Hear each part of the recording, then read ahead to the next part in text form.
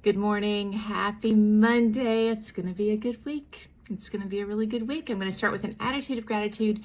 And today I'm grateful for slow weekends. It's extremely rare. And I think the last month was the absolute busiest of our life in terms of big things that we were responsible for. And I am so grateful to have had a fairly slow weekend.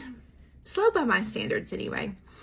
And it got me thinking about Jesus and being on his throne and the way we are in life when we're frantic and we're running around and we're busy and we're doing, and I'm 100%. But Jesus is seated. He's not nervous. He's not pacing back and forth. He's not on edge. He's not watching the clock. He's seated. He's seated.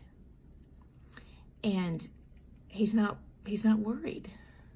That's a human characteristic, isn't it? That's not Jesus, though. And it gives me such peace to know that he's sitting. And there's a lot of significance in that. As a teacher, as a music teacher, I'm constantly, stand up, sing, sit down, stand up, sit down. And if my class ever just gets out of hand, and I teach elementary and sometimes they've got a lot of steam to blow off, I'll have them sit and come heart center. And do this with the praying hands right here at your heart, and it calms you. It's a good tool to have. And just relax your shoulders, relax your elbows, and just come right here and just breathe and just be grateful. It's hard to be anxious when you're grateful. It's actually impossible to be anxious when you're grateful because the same side of your brain uses that. So you can't do both at one time, no matter how talented you are in being anxious. When Jesus taught, oftentimes he would sit, and I know that he was talking as they were traveling as well and teaching, just like we're going to do with our children and our grandchildren. But Matthew 5:1, and seeing the multitudes, he went up on a mountain, and when he was seated, his disciples came to him, and then he opened his mouth and taught them. There's something about being seated, being settled.